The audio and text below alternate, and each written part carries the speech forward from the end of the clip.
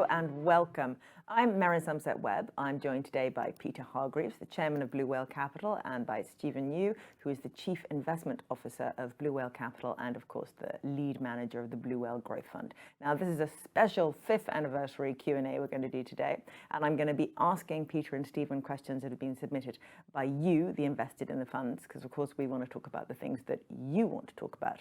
You've sent in a lot of questions already, thank you, but we're saving the last 15 minutes to answer any questions that you might have for Peter and for Stephen today that you haven't already asked. So you will have a Q&A function. Use that to submit any new questions you have in the next 30 minutes or so, and we'll do our absolute best to get through as many as we can. The more, the better. In case you'd like to review that Q&A session later, there will be a recording made available to anyone who signed up today to join us. But finally, one thing I need to say is that that Q&A is intended for UK residents only. Right, we have got a lot to talk about, haven't we? A lot. So 5 years in, you've just had your 5th birthday. Quite a lot has happened over the last 5 years. Everything is now beginning to change, or changing quite fast. So let's just have a look back at the last 5 years. So Peter, how would you reflect on the first 5 years of the fund? Well, of course, we got the things absolutely right for the first 4 years. Yep. And of course, the markets have not been benign since then.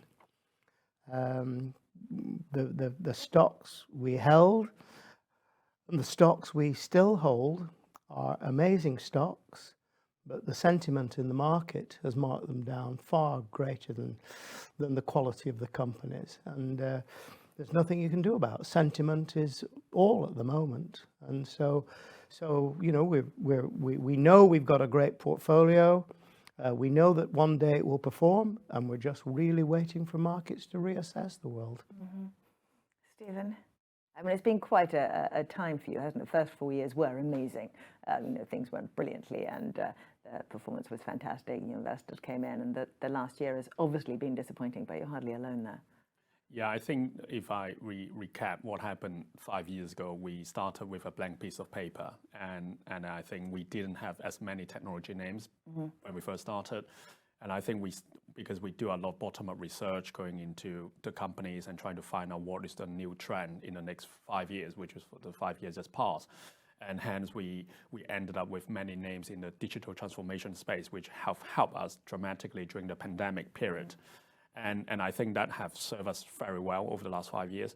And I think going back to Peter's point is we are still fairly confident in terms of what our company could deliver in the next 5 years. But what we recognize is that might be a new regime, that might be some new pockets of opportunities that we will consider, which I'm sure we'll talk about them later on. Yeah, so the kind of classic growth that you started off with, the market has turned against that rather. So the idea that you can just keep winning by being in high growth technology, that feels like it's slightly gone.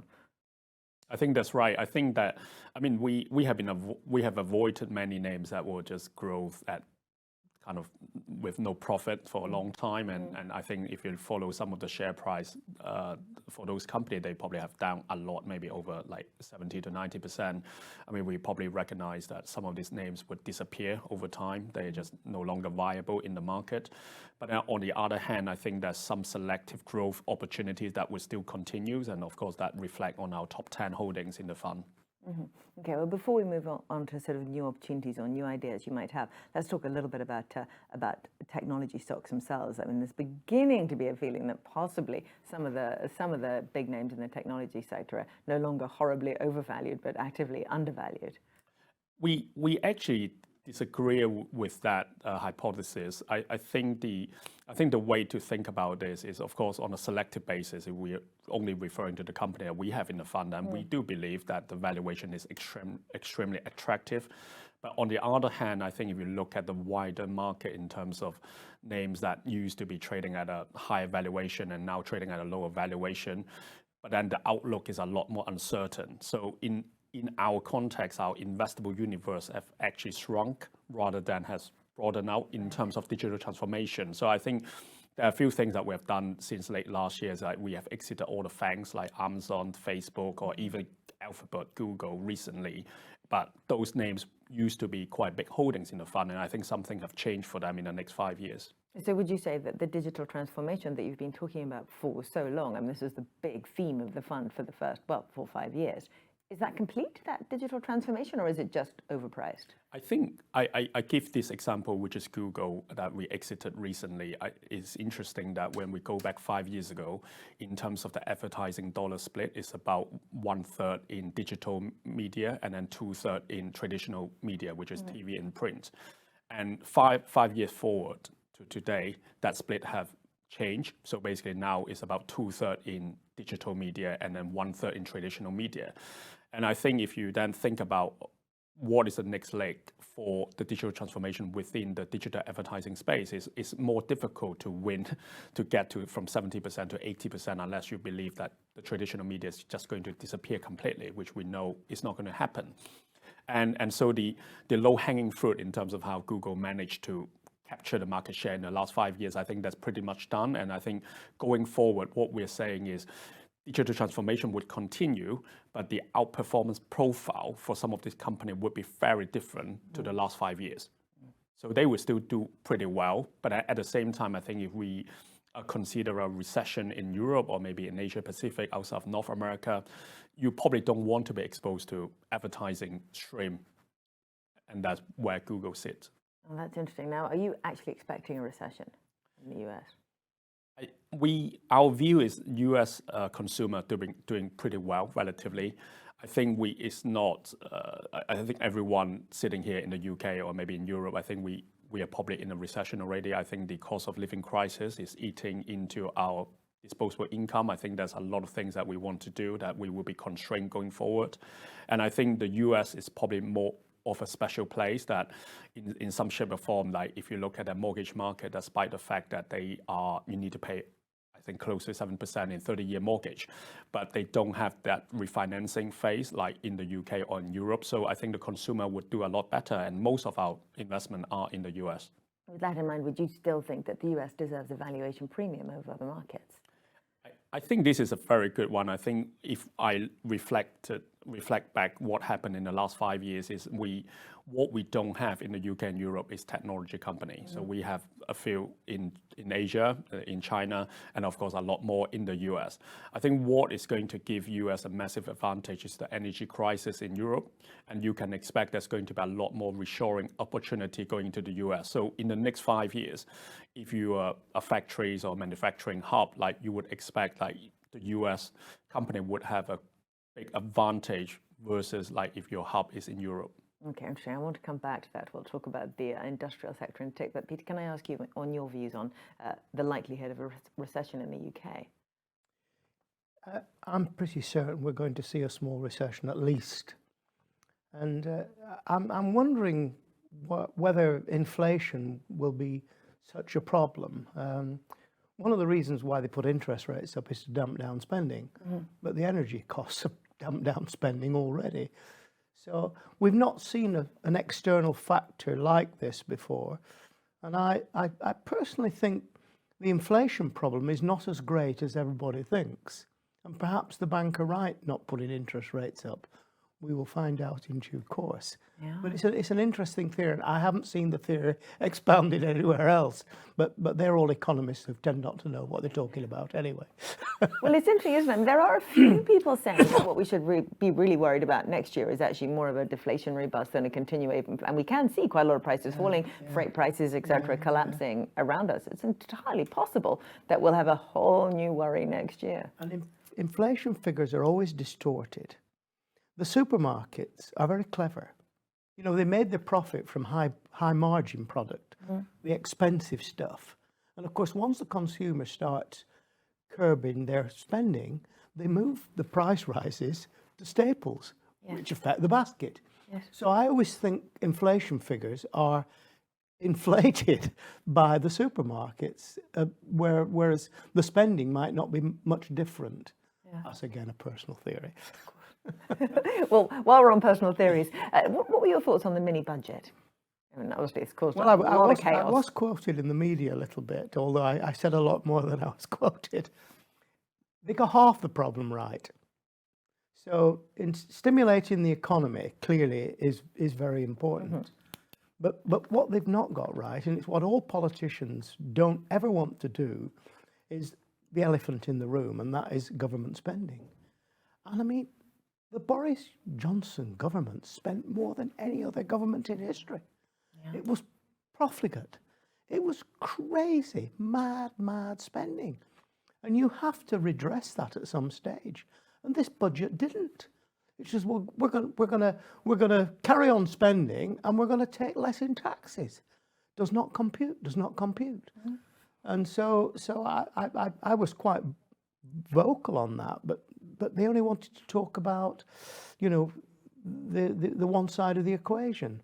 And it will be interesting to see what happens now, but they have got to curb government spending. It's mad. Well, there is now talk about that, isn't there? We're hearing that there are going to be a little plans bit to now, cut spending. yeah. But it, I mean, just, and it was sort of, it was announced without anyone really seeming to think. I mean, surely they should have sat down with the Treasury and said, well, you know, what are the state of the finance? I mean, clearly they should know they're already in government, but you'd thought these two would have sat down and thought, well, you know, is this really a good idea? Yeah.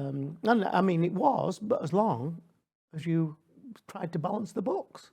I mean, if you take in actual national debt and you add to it the stuff that's not on the balance sheet, i.e. mainly public sector pensions, it's nearly 5 trillion. I mean, you have to say that is a huge problem with UK. I mean, you know, that has got to be financed, and it's going to be a lag on growth in the UK, whether you like it or not. 5 trillion's very large amount of money. Luckily, that's not going to impact your portfolio too much. What with the big elsewhere. Exactly. I meant to ask you when we were talking about technology stocks, I meant to ask you about Microsoft, which is, you know, still the top holding, right? Yes, we still like Microsoft a lot. It's one of the biggest holding in the fund. I think if you follow the share price movement this year, it's down about 30% in dollars terms.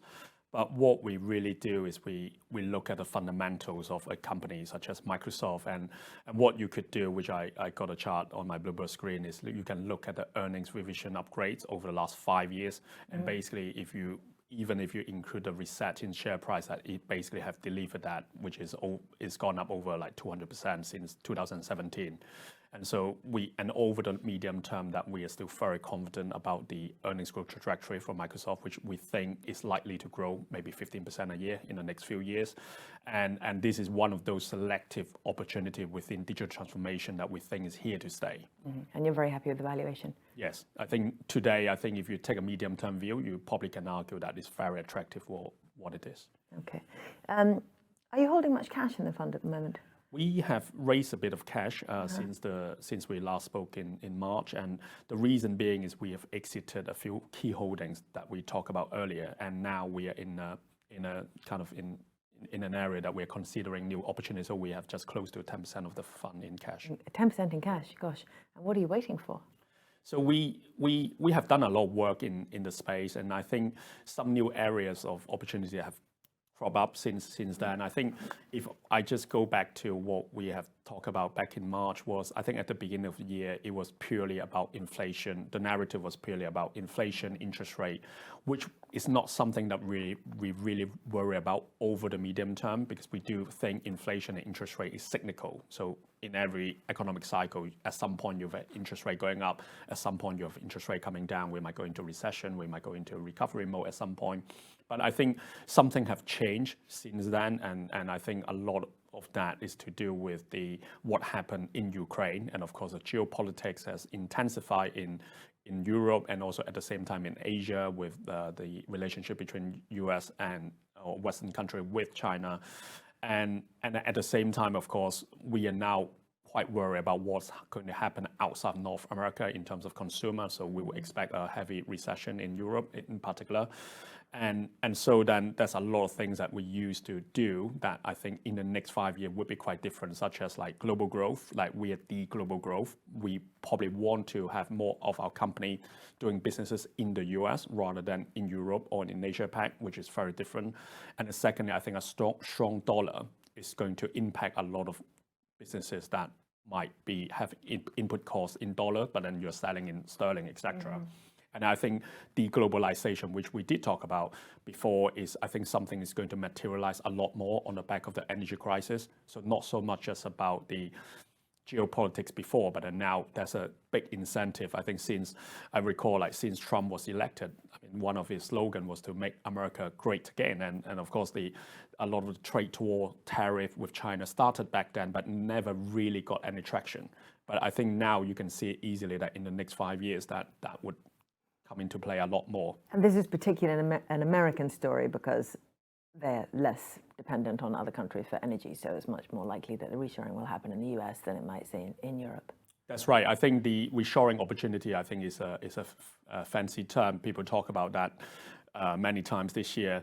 But I think if you really look into like how it's going to materialize, it's definitely not going into Asia more. I mean, you're talking about people moving out from China to Vietnam to India. But I think in terms of the overall split, that we are not doing more reshoring in Asia Pac, because it's just you want to move away from Asia Pac now. And at the same time, on the back of energy crisis, you're not going to reshore back into Germany or maybe some other countries that might have like heavy bills in terms of the gas or electricity. And I think the one area that stands out a lot is basically Mexico, US and Canada, so on the West Coast. And then I think early this year, we started to a position in some railroads in the US, which we do believe that over the next many years, they would be able to capture a lot of these opportunities in the US or North America. Okay. Interesting. So which railroads? What are you talking about? So we have added two companies. One is called Canadian. So one is Union Pacific, and then the other one is Canadian National. So they basically connect Canada to the US and US to Mexico. So it's on the West Coast. And what kind of growth would you expect from those companies? So railroad. These still fit into the idea of being a growth investor, right? People look at railroads and like, well, where's the growth there? But clearly you see something.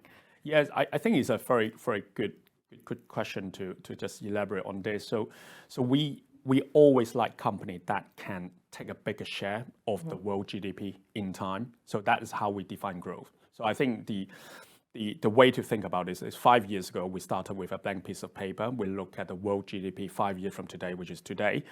And our conclusion was that digital transformation is going to take a bigger pie of that GDP in 5 years' time. And then I think where we sit today is we do expect reshoring industrial activities, mostly in North America, would be a bigger pie of that, and also including energy. I think that would be a bigger part of our a bigger part of our daily spend. And something is going to give on the other side. So if you are selling goods that are discretionary to consumer, that I think now we are more selective. And so I think in the context of railroads, we just expect that in the next 5 years that the contribution from industrial activities in the US is going to be higher than consumer spending, which has never been the case. It's always consumer spending driving the GDP in the developed market. But I think given what the government are doing in terms of subsidy, tax rebates, and the reshoring opportunity that's coming into play, then yes, I think we should expect more industrial activities contributing to the GDP in North America in the next 5 years compared to consumer spending.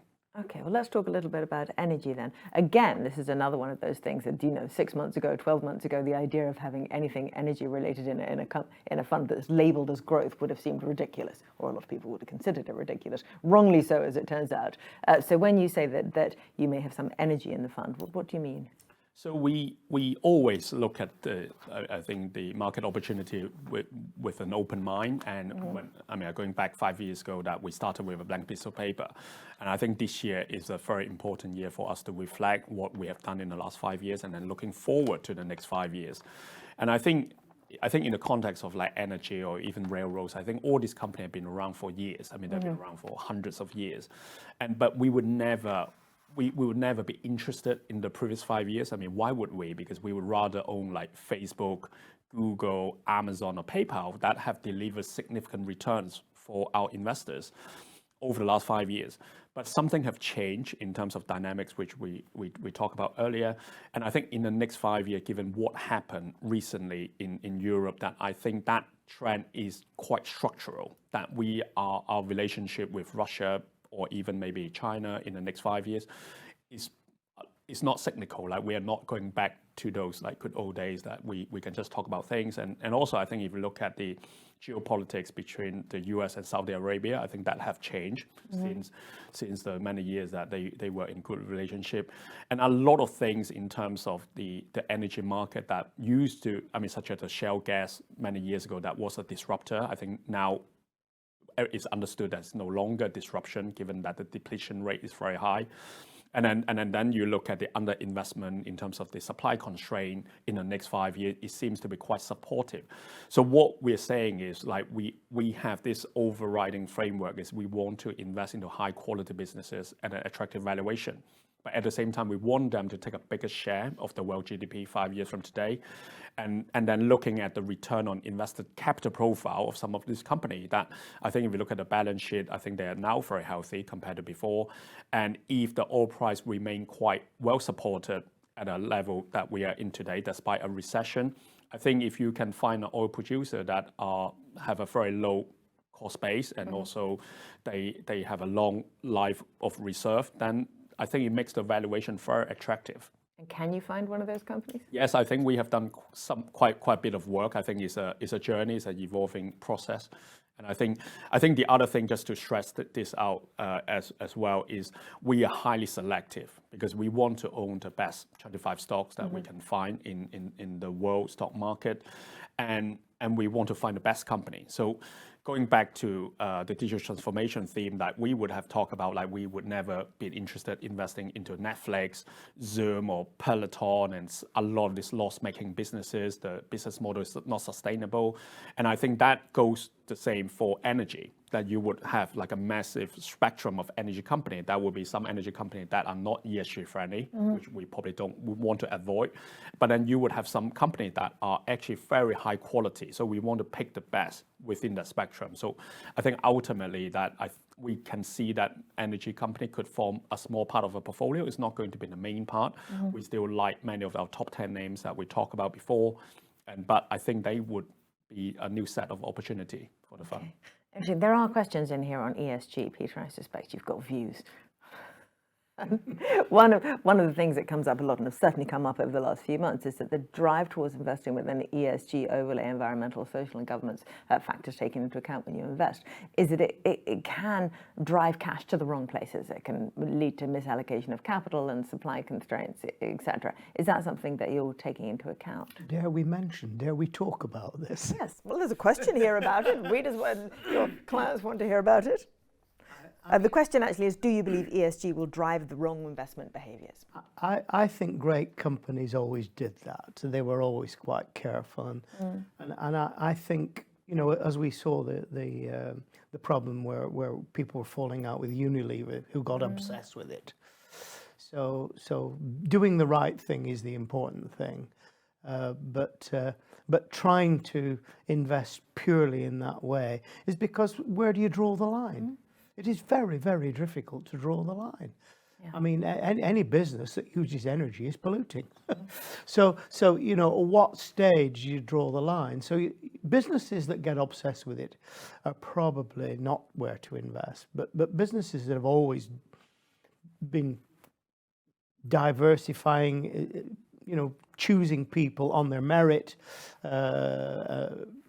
businesses that do the right thing, and they don't have to be these sort of ESG sort of champions, but it's always been important because you get in less trouble if you obey those rules, and so it is really quite important. But it shouldn't drive where you invest particularly. Have your views evolved here at all? Yeah, we have never, I mean, it's never an ESG fund, so it's not a high impact fund, but we have always considered ESG as a risk factor in terms of whether the company can deliver sustainable return on invested capital for shareholders. And I think that have not changed. And if you are basically selling products that are harmful, and you can expect there's going to be a lot of activists, there's a lot of like government agencies going to come after your business, which might increase your cost of running the business. So I think that have not changed. I think what have changed though, I think in the context of the energy space, is we can pop because of what happened in Europe and and with all these things that's not going to get resolved overnight, that we can expect the ESG risk to the energy space in the next 5 to 10 years is going to be a lot lower compared to the last five to 10 years. And I think that's probably what the German would have realized by now, that maybe it was the wrong decision just to push too far in one direction without considering whether that was sustainable. You think they've realised that now? Peter, can I ask you a question about different types of investments now? With interest rates, up, everything very volatile, uncertain geopolitical environment. What are your views on moving into fixed income for a few years, perhaps? Well, would that be something to do? On the face of it, fixed income is very simple. The price should go up if interest rates come down, and the price should go down if interest rates go up. That's simple. No. If only. And we saw this with gilts recently. I mean, you could have made a lot of money in gilts last week. Some people did. Some people did. And it's because other factors are so important. I remember when Margaret Thatcher put interest rates up, and then she brought them down, and everybody said, you're not going to buy gilts now, interest rates are coming down. And gilts went down. Why? Because foreign investors thought the pound would go down, so they sold them. So you know, you never need, you're always worried about that. But if somebody really did want to lock into interest rates now, for the first time for a long time, you can find gilts below par. So you can buy a gilt, and you can buy it at, say, 95, and you know at some stage in the future it's going to be redeemed at 100, and you're going to make 5% capital gain, tax-free. Tax-free. And take the coupon or the interest in the meantime. So some people will look at that and say, well, am I happy with that? I mean, people fix rate their mortgages, so why wouldn't they want to fix the rate of return on their things? So it is worth looking, but I think before they just go and look at the gilt list in the Financial Times and decide, I think they need to take a little bit of advice. To recognise this is a bit I think more complicated. because it's a lot more complicated than it is on the face of it. Okay. Now, but with that thought in mind, the idea that people are increasingly interested in income as inflation rises, you remember one of the things that during the great growth bubble, people weren't particularly interested in income, where it didn't really matter making so much in the way of capital gains, inflation's so low, no one's that bothered, they're not getting their 4 or 5%. But big change there. So when you look at investments now, Stephen, are you thinking to yourself, actually, the last year has shown us that the price we pay for something is just as important, possibly more important than the quality of the company underlying, and that on top of that, should we maybe be looking for some income from our investments, or is that something that you really put to one side? Yeah, so I think on the first question about valuation versus the fundamental of company, which is the quality of the business, I think over the short term, yes, I think that's what we've experienced over the last 9 months. But over the medium term, if you can take a long-term view on a business, it's all about, we do believe that share price reflect the fundamentals of a company, which is how much money they would be making for shareholders over time. And of course, that amount of money would be growing over time as well. So over the medium term, we're less concerned about the valuation reset, but of course it's been quite painful in the last 6 to 12 months that's where valuation reset. But what we do believe though is over time the valuation would just work its way out. Like at some point, yeah, things become a bit more overvalued. There's a bit of reset when interest rate goes up, but at some point the interest rate would get cut and then you would get the benefit on the other side. But that's not what drives the fundamental of the company. So over the medium term, how Microsoft would deliver return for shareholders is about how much money they would be making for shareholders, which is what we focus on. So I think short term, we don't like it, and we can probably argue that the valuation is now looking a lot more attractive compared to last year, etc. Which then, if you take a medium-term view, might give you even better return profile compared to last year. I think on the second question is we do have quite a lot of investment in American companies. Some of them are global, some of them are domestic. And I think it's just one of those things, like American companies typically prefer share buybacks rather than dividend paying or income generating for shareholders. And of course in the UK it's completely different. Like for us, it doesn't really matter to us as long as they could do a good job for shareholders. So we would rather them to reinvest those income into the business if they find the right opportunities. But of course, if they are not doing that well, then we would rather them to distribute those income back to shareholders. So from your point of view, you don't really mind whether it's a buyback or a dividend. It feels like the same thing. Yeah, we don't really mind. I think that the thing from our perspective is we like companies that could reinvest back into the business organically, and then of course with new growth opportunities, etc. I think that's how shareholders win over the medium term. But if you believe that the company have no run rate for growth, which means then you probably want to have that cash back to us, and then we can reallocate those cash. But over time, I think what makes a business great is if they have plenty of opportunity, like Microsoft, like some other names that we have in our fund, like over time that they deliver great return for shareholders just because they can reinvest at a better rate. Do you think there's any chance that you'll look at companies outside the US? I know we've talked about why you think the US is superior, but there are questions from some of the investors about some of the big global UK companies, or even some of the big companies based in Asia, or is it always going to stay US, do you think? You just don't see those opportunities as comparable? I think in the next 5 years, it's now becoming a lot challenging compared to the last 5 years. I think our high-level take on what's going on in Asia or maybe in China, I mean, we have a very grim view in terms of what's going on there. I mean, we probably don't see exactly what's going on because the data might not give you the full picture. And of course, like if you're exposed domestically in Europe or UK, I'm not entirely sure whether there's a good place to be. We know what's going on here. And then ultimately, of course, I think on a selective basis that there's certain good names in the UK that we are looking at the moment, maybe some engineers that have a low cost base, and they are actually going to benefit from reshoring in terms of automation. I think that kind of things we would want to consider. But if you are just like UK centric, like house builders, like UK banks, or even maybe some consumer staples company, we're not entirely sure whether there's a right place to be. Okay, fair enough. I think we're getting the picture. Sticking in the US. Here's another question to which the answer is, I think, probably no. Would you consider investing in UK property at the moment? It says investing in properties, and I'm assuming what they mean is UK property. I am the wrong person to ask on property, but I hate property. Why do you hate property? It's this lump of a liquid investment that you can't get rid of instantly, I've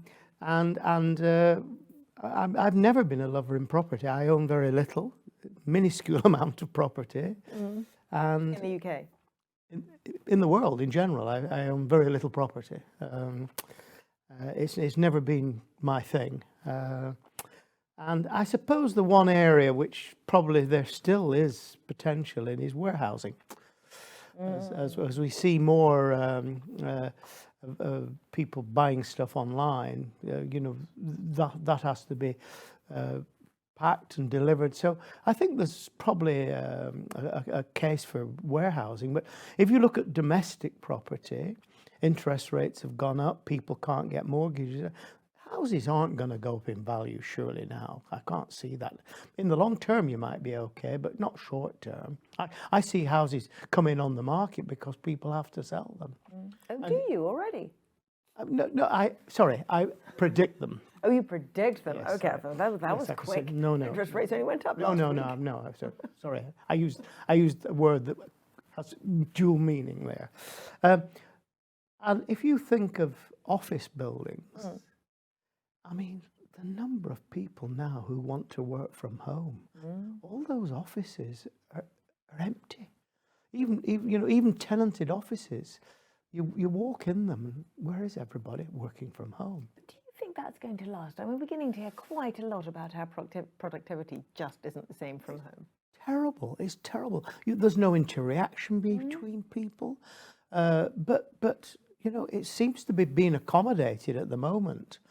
And of course, the biggest, should I use the word culprit, but the public sector, I mean, they are embedded. They're going to work from home. Is this a question that you ask any of your companies? I know Google, for example, remember they said a while back that everyone was allowed to work from home forever. I wonder if they're regretting it. Is it something you ask the companies that you're invested in? I think for bigger companies, it's a bit different because I think on a high level, that's definitely a lot of inefficiency in general to start with. They probably got too many people. I think as far as maybe Blue Whale is concerned that we have a small team, that we actually have everyone back into the office for most of the days in a week. So I think it's quite different when you're in a big company. When you're in a small. Stephen, there's a question here that I think is a little bit rude, but I'm going to ask you anyway.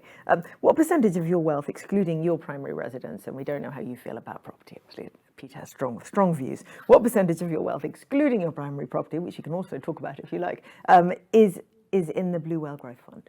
Yeah, so of course, I think I've shared this with some other people before. It's like I personally, I'm very committed to make Blue Whale a success in terms of the fund, the strategy, and we do a lot of work into our company. So I do feel personally that I know our companies a lot better than things that doesn't come into our portfolio.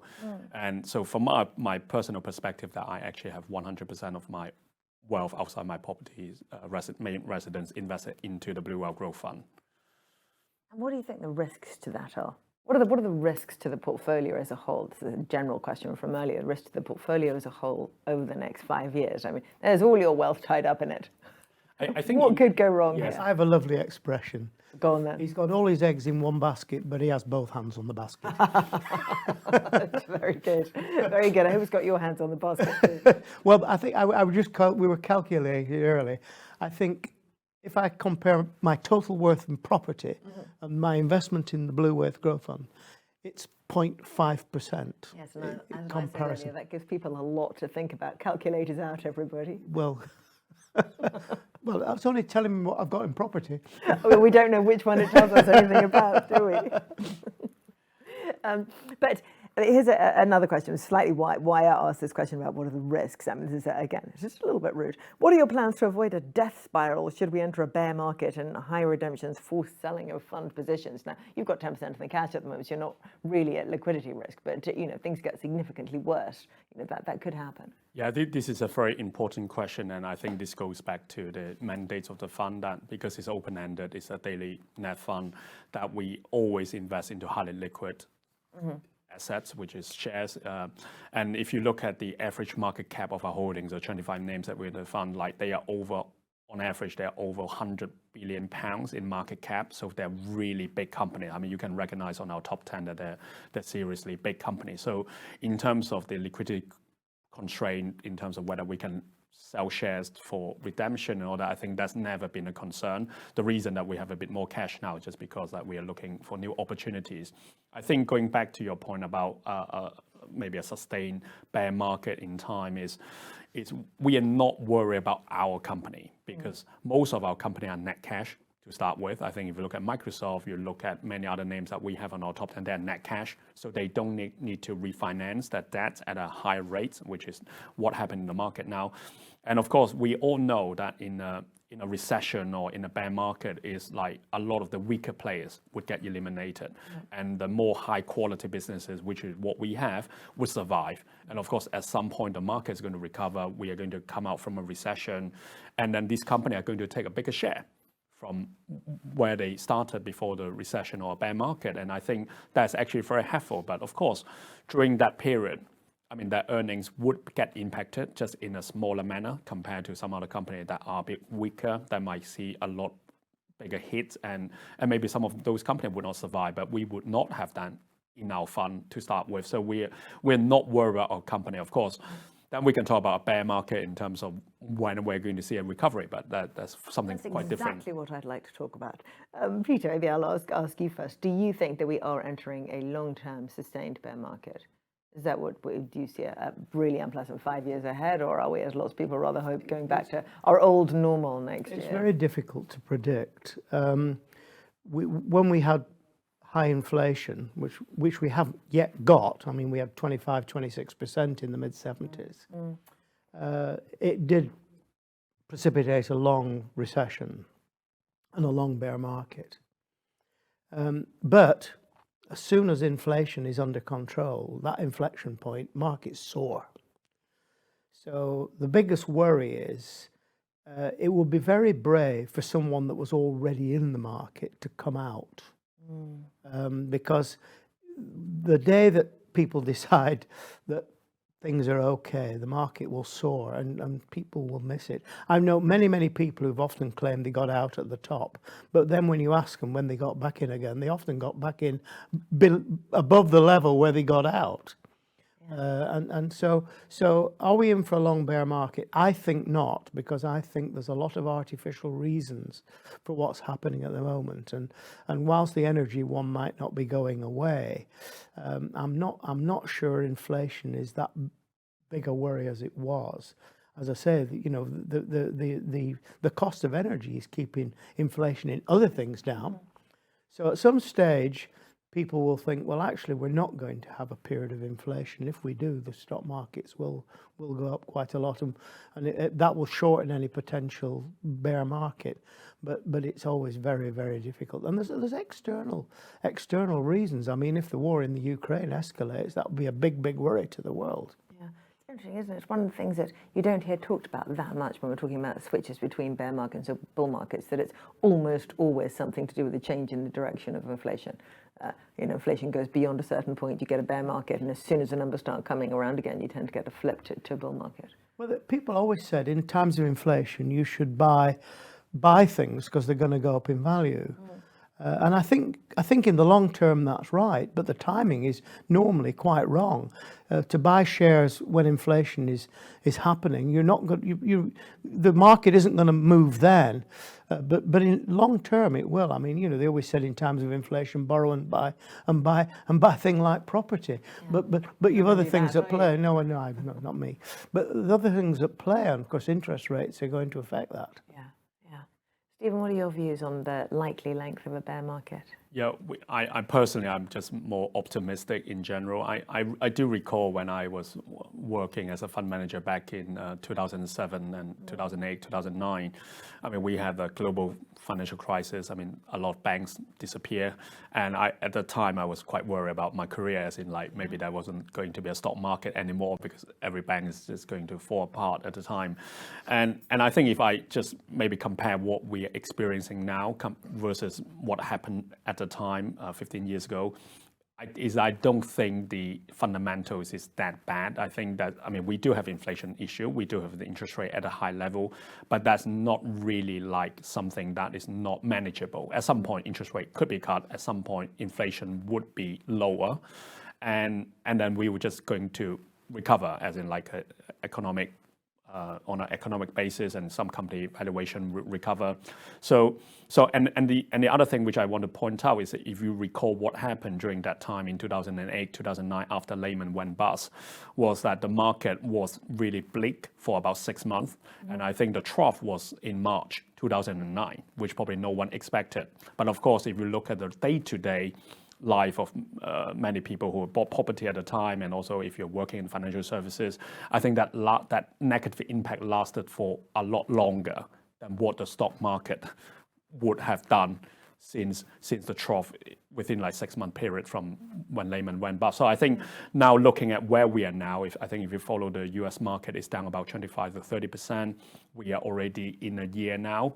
And I think one thing that taught me over the years is never underestimate how efficient the market is. I think there's a lot of bad news that we read about, we talk about today, that's already been expected and priced in, and a lot of people have already raised some level of cash and just waiting for the right opportunity. It's a difficult call whether the opportunity is today, but I think we can see it coming in the next probably 6 to 12 months. Okay, so neither of you really see the 2020s as a replay of the 1970s. No, I hope not. I hope not. I think the political situation here looks a little bit similar, but I don't really perceive that we have the same problem. Although there's a lot of similarity. I mean, I can see us exchanging governments a few times. As they did, yeah, Heath and Wilson seemed to swap governments, and I've always said it was two socialist governments. I mean, the Conservative government was quite socialist then, and you could argue the current Conservative government's quite socialist. Lots of socialists wouldn't agree with me. Even the current. Well, we don't know really. They've changed their mind already, haven't they? And of course, the unions seem to be making a lot of noise at the moment as this well. is one of the interesting things. You know, we were talking about inflation earlier and how it might drop off next year. But one of the dynamics that we didn't talk about included in that is the rising power of labour and the unions. You know, we started the 70s with strongish unions, but we're starting this maybe crisis, maybe not, with weak unions, but that are gaining strength. So that wage inflation could be something that feeds into next year and the year after. It means we don't get the inflection point we've been talking about.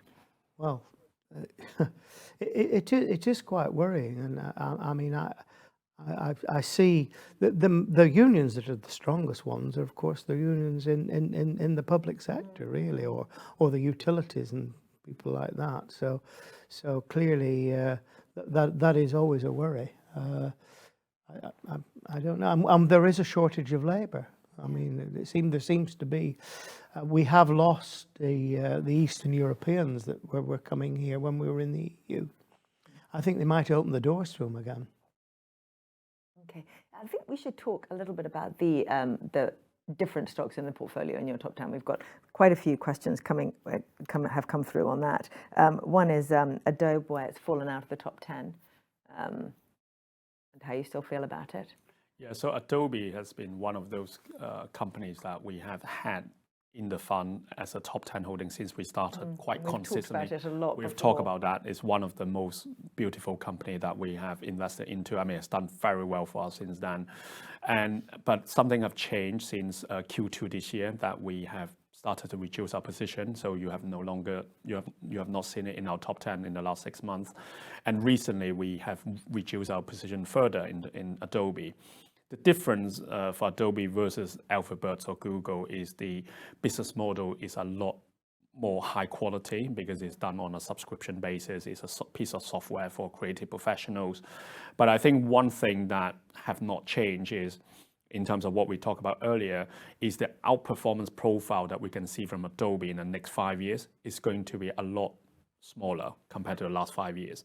So now we are sitting in a position, is a good company. We like what they're doing. Adobe is not going to disappear. Digital transformation is done because 100% of their business is done on a subscription model compared to when we first started in 2017. That wasn't the case. And of course, if you look at the valuation of Adobe now, it's a lot cheaper compared to the last few years. But I think to us, the outlook for Adobe is a lot less promising as the previous 5 years. So now it's sitting at a small position in the fund, so we still have that. We definitely did not like the Figma deal, but if you weren't a shareholder before, it's actually going to strengthen the competitive position of Adobe in the next few years. So I think we are just at a point now that we want to reconsider our thesis in Adobe, whether if we do start with a blank piece of paper, will we have Adobe in the top 10? I think the answer is no. Will we have a small position? I think that's what it is now. But if we find something better, then maybe we would replace it. Okay, sounds like it's on its way out. Is there anything else in the top 10 that you look at now and you think, if I was starting with a totally clean piece of paper, I might not have chosen that one? Not definitely nothing on our top 10 that we would not have if we started with a blank piece of paper. Like everything we have in our top 10, we really like them. At the moment, the top 10 account for over 50% of the fund, so they are big position in the fund. And I think if we have to pick one, which is I think some of our investors would have followed, is NVIDIA. So NVIDIA share price. Questions about that. It's performed pretty badly recently. Yeah, so it has not done well. I think the shares has basically got hit dramatically on the back of a few things that's going on. But if you ask me to pick one company that the outperformance profile or the fundamentals in the next 5 years is going to be a lot stronger compared to the last 5 years, NVIDIA would be the one. Like personally, I would bet that NVIDIA could become the next $1 trillion company. Of course, how long it's going to take, that is debatable, but that would be after like Microsoft, Apple, Amazon, and Google. And I think NVIDIA would be the next $1 trillion company in the next couple of years.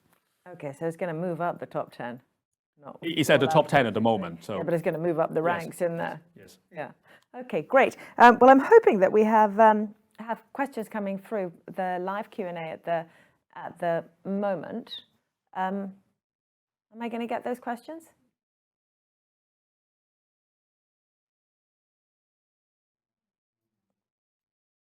Okay. Well, actually, quite a few of these we've already talked about. Got them now.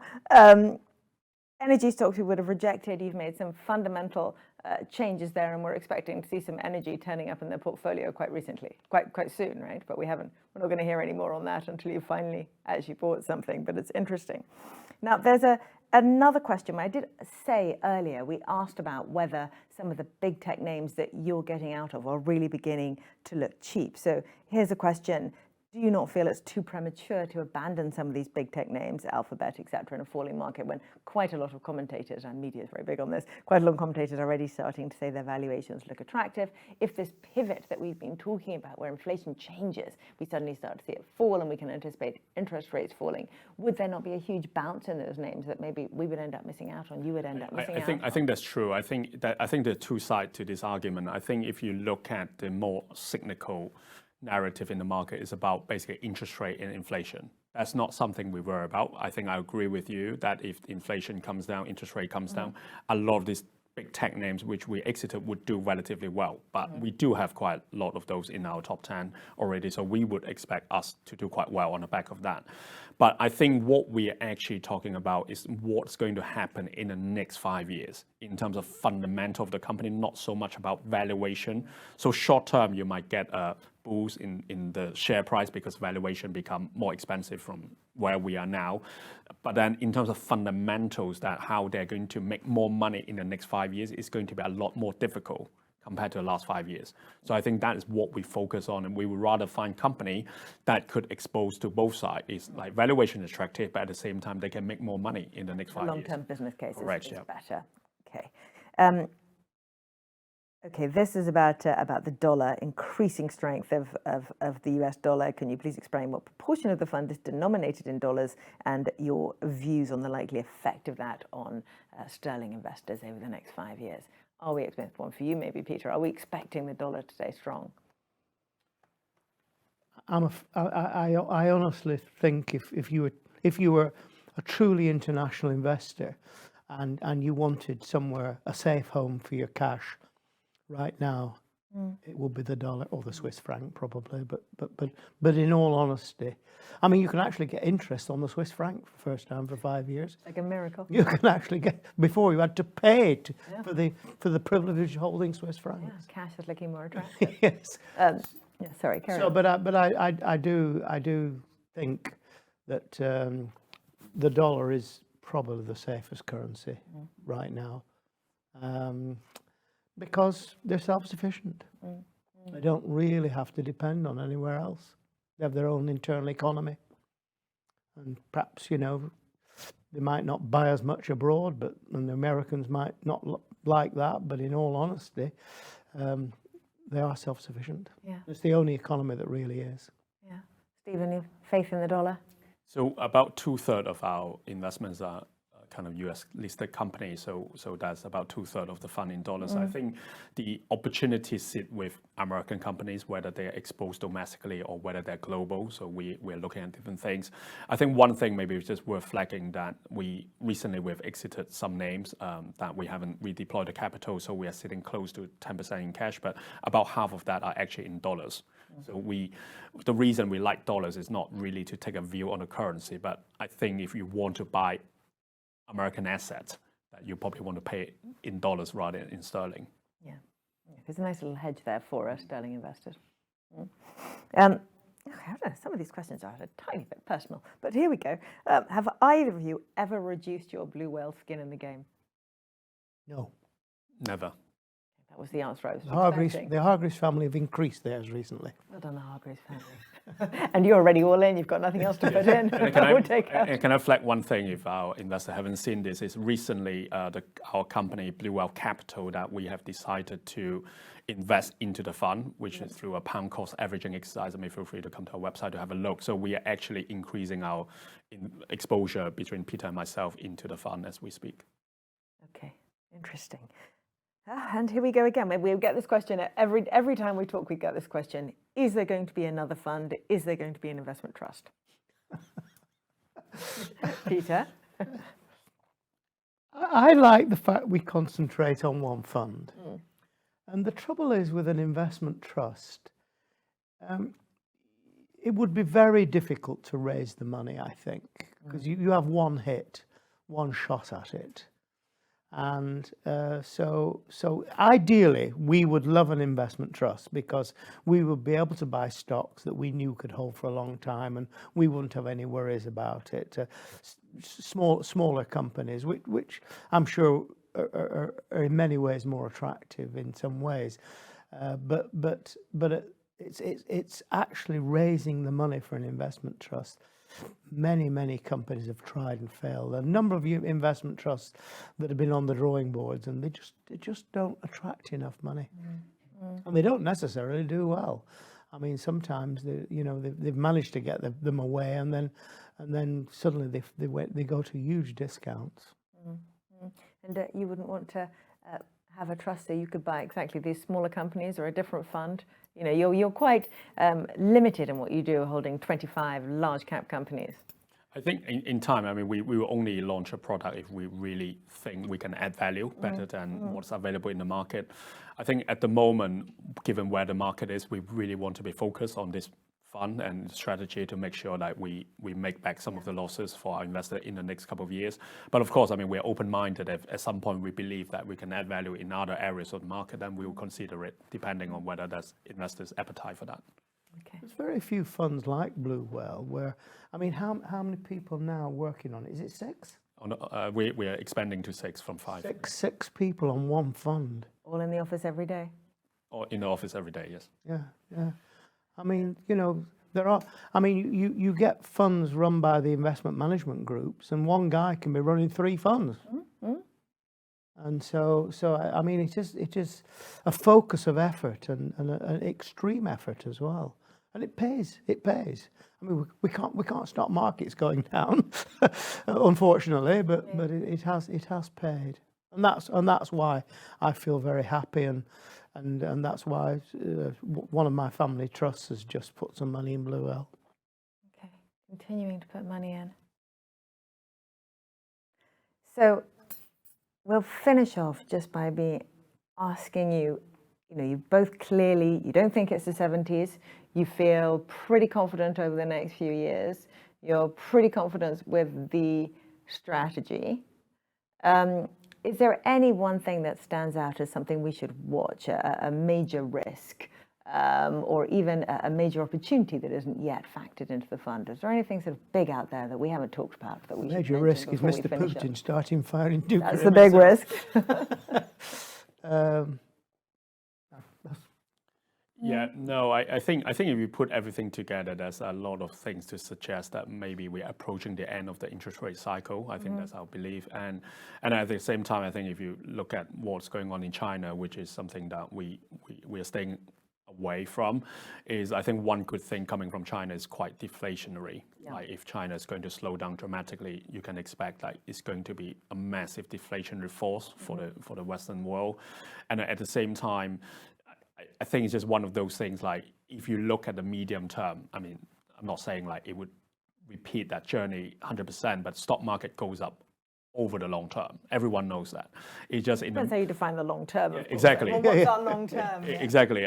But I think when you're in the middle of it, I think you tend to miss the bigger picture. And of course, I mean, we spend all the time just looking at our companies and looking at their balance sheet, looking at the management team, looking at what they can achieve in the next 5 years. And I think we are quite optimistic. And of course, we can't time the share price action, but then we think at some point the share price would reflect the fundamentals of our companies. Yeah, okay, so that's a risk we didn't talk about, the deflation coming out of China. But in a way, we talk about that as a risk, but maybe it's, also a positive because it brings down the inflationary impulse. Yeah, I think that the one point that we didn't talk about in terms of property is, of course, given the interest rate is very high for new buyers, that I think there's a lot of companies suggesting that the housing market is going to come down 15 to 20% in the next couple of years. And I think it's quite difficult to see when the housing market is down 20%, we will still have an inflation issue because a lot of people would be poorer. And I'm sure we would reconsider our next holidays if your property has gone down 20%. Yes, I didn't really want to end on a depressing note, but so let's go back to the optimistic note. It's not the 1970s. You've got great companies in the portfolio, and the next 5 years, hopefully, we'll see that come good. So here's to the next 5 years, and thank you very much for joining us today, Peter, Stephen. Thank you, Mary.